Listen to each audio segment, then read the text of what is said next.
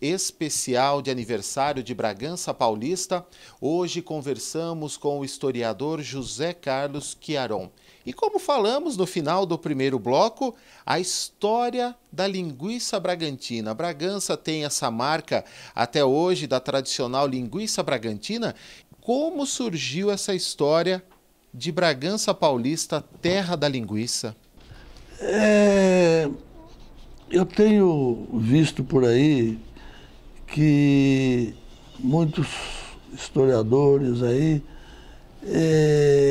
contam a história da linguiça de Bragança de uma forma, não digo que esteja errado, mas de uma forma que não é bem assim. A linguiça, quando os estrangeiros, os italianos vieram para cá, eles já trouxeram a receita da linguiça, porque na Itália já se fazia linguiça. Mas aqui em Bragança ficou mesmo famosa quando uma senhora que morava aqui na Travessa do Teatro, que é a Basílio Ezequi, começou a fabricar linguiça para a população. Mas a linguiça pegou mesmo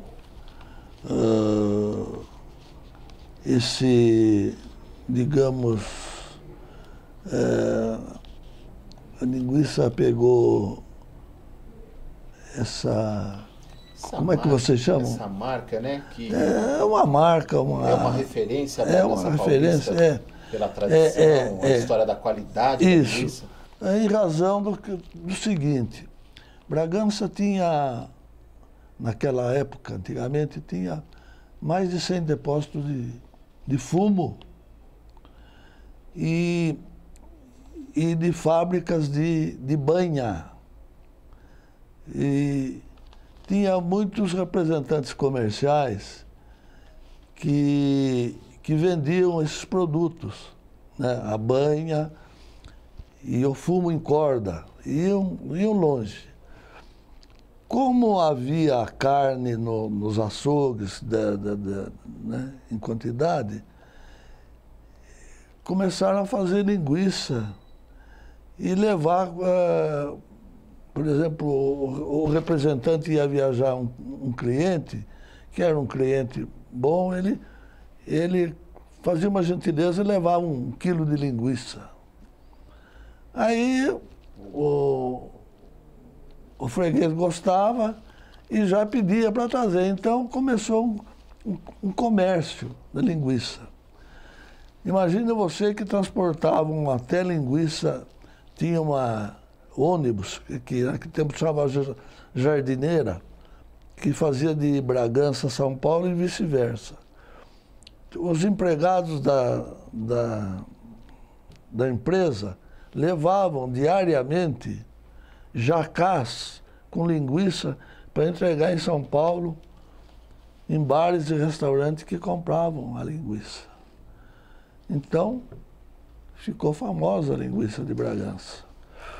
Hoje, você vai em São Paulo, você vê lá a linguiça de Bragança, mas não é em todo lugar que a linguiça é de Bragança. Eles fazem uma linguiça lá muito vagabunda e põem o nome de Bragança, até que fica... Mas aqui, quando existe a festa da linguiça, eles capricham, porque o produto é bom. É a verdadeira. É a verdadeira linguiça. A autêntica linguiça bragantina. Mas essa senhora que começou esse comércio aqui na rua Basílio Ezequi, ela morava... Eu me lembro que eu passava, eu era menino, a gente olhava assim, a gente via lá dentro a cozinha da casa e aquelas linguiças penduradas em cima do fogão, sabe? Naquele tempo era fogão a lenha, e em cima tinha uma espécie de um pano, qualquer coisa, para não cair sujeira na linguiça, aquela coisa lá. Então a pessoa ia lá, comprava linguiças, ela tirava de lá, e é assim o dia todo, né? Mas depois vieram outros fabricantes de linguiça, né? Teve um expedicionário quando ele voltou da Itália, ele trouxe uma receita da linguiça calabresa, que é a linguiça, não é moída, a linguiça. Então ele trouxe uma receita especial de linguiça calabresa, foi ele que trouxe, e ele era um dos donos do Bar Rosário, então ali ficou o ponto da venda da linguiça, como é até hoje. Marcado até hoje essa tradição, ter o Bar Rosário junto com a linguiça bragantina. E a linguiça tomou um caminho, digamos assim, de modernidade. Sem dúvida. E por falar em modernidade, tem uma história também sobre o primeiro veículo, o primeiro carro em Bragança Paulista, trazido por Nicolino Nacarate? Nicolino Nacarate veio morar em Bragança, ele era mecânico e ele começou a se interessar junto aos capitalistas aí em instalar aqui em Bragança o telefone. Então ele foi um dos fundadores da companhia telefônica. Depois ele também na empresa elétrica foi ele um dos diretores. E ele arrumou uma concessão, chamava naquele tempo não chamava de carro, chamava de bonde, uma concessão para ele fazer o transporte de Bragança a São Paulo. Mas isso aí encarecia muito. Mas ele trouxe o primeiro carro, veio um conde italiano guiando o carro, chamava-se Conde Manardi, se não me engano. Ele veio.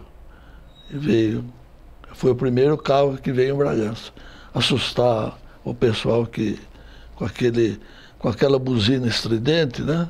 Então o pessoal ficou, né, deslumbrado com aquilo lá. Mas depois não deu certo porque é coisa muito cara e não havia, né, tanta correspondência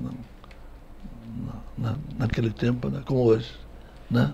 E continuando a tocar nesse assunto de modernidade, a Prefeitura de Bragança Paulista era no centro da cidade e acabou se transferindo para o prédio onde ela está atualmente.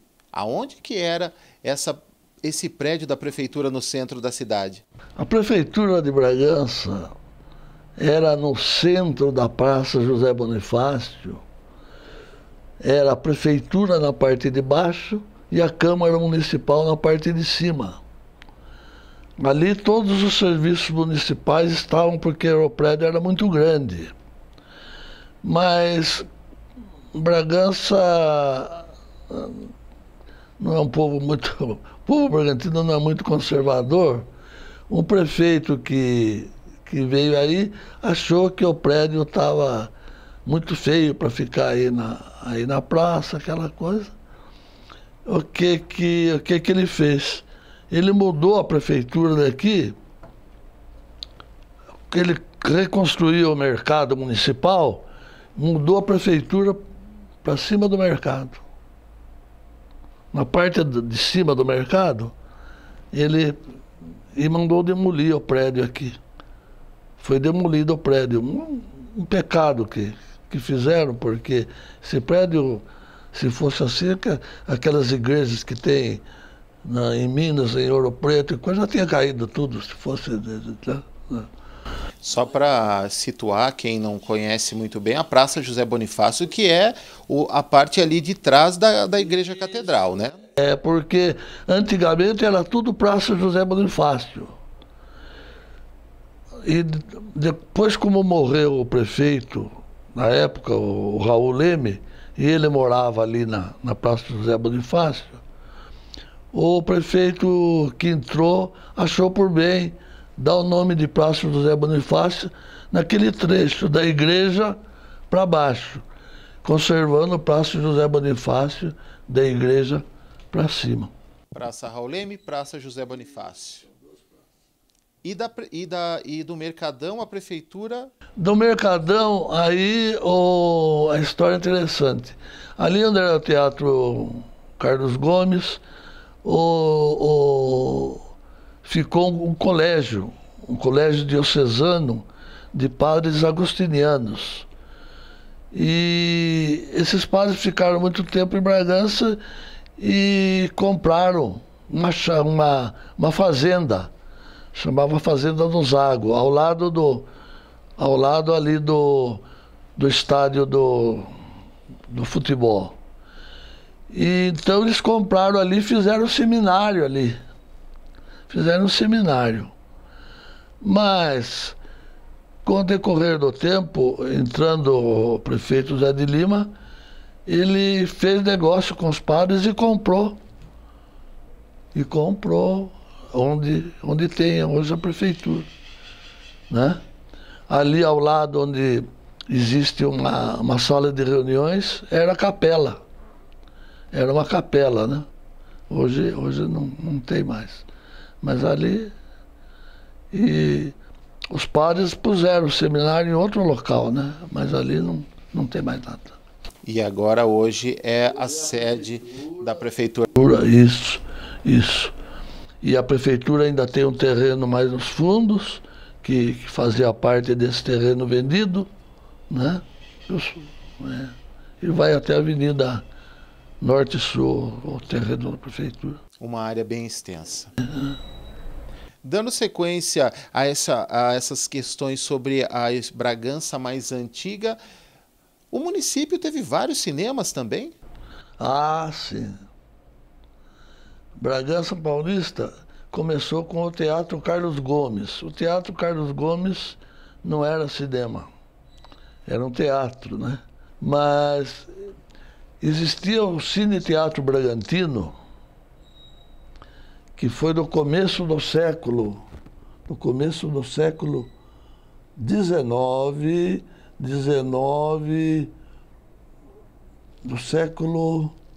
aliás,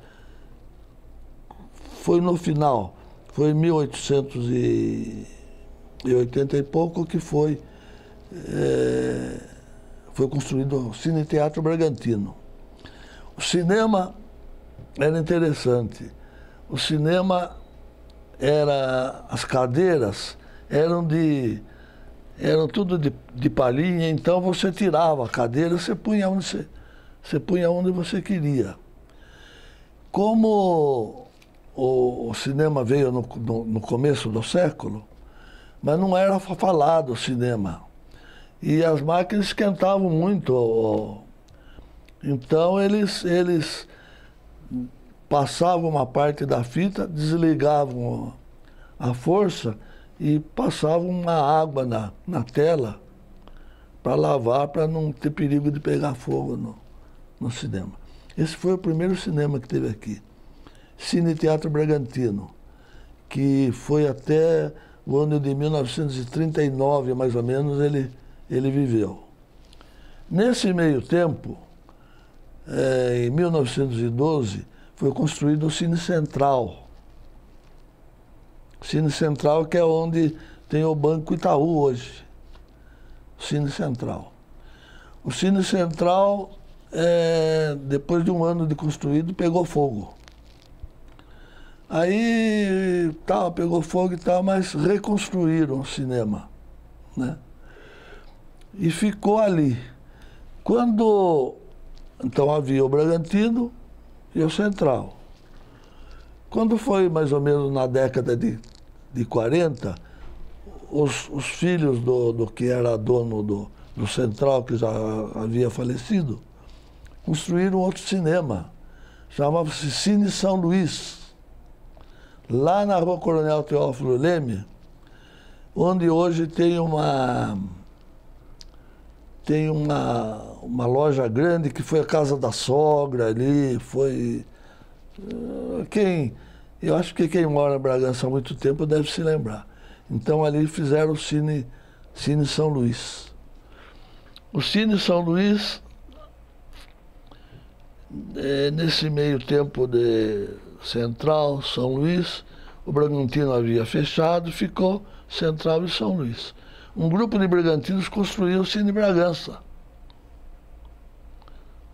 Construiu o Cine Bragança. Como o cinema não havia televisão, havia somente o rádio, o cinema era muito concorrido, resolveram fazer um outro cinema. Fizeram o Cine Centenário, ali onde é as lojas Marisa hoje. Em cima era o cinema, embaixo era um bar, jogo de bocha, era um lugar bonito até. Mas com o tempo veio a televisão, né? O pessoal da praça sumiu porque todo mundo queria ver televisão, queria... Os hábitos foram mudando. Os hábitos mudaram e hoje na praça à noite você não vê ninguém. E naquele tempo havia o Cine Central, precisaram vender, venderam para o banco. Lá embaixo venderam também. O Bragança, que foi o último, venderam para o Torra também. O último a resistir. O último a resistir, porque o Centenário já tinha ido antes. Em relação a tantas as histórias antigas, uma que nós não poderíamos deixar de citar é a história do time de futebol, o Bragantino, que representa a cidade já há muito tempo, levando o nome de Bragança Paulista para os 4 cantos do país e até fora dele. Mas eu vou pedir para o historiador falar sobre o Bragantino no terceiro e último bloco. E além de outros assuntos, vamos fazer um pequeno intervalo, nesse final do segundo bloco,